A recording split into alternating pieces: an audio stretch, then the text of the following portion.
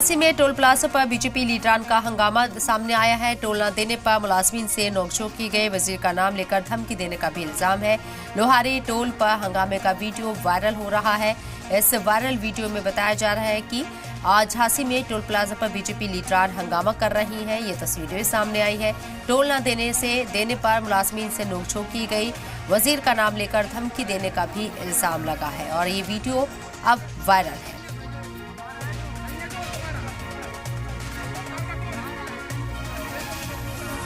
तो झांसी में टोल ना देने को लेकर मुलाजमीन के साथ नोकझोंक हुई है और इन दबंगों के जरिए बताया गया है कि ये बीजेपी लीडर है और बीजेपी वजीर का नाम लेकर धमकाने की कोशिश भी की गई है।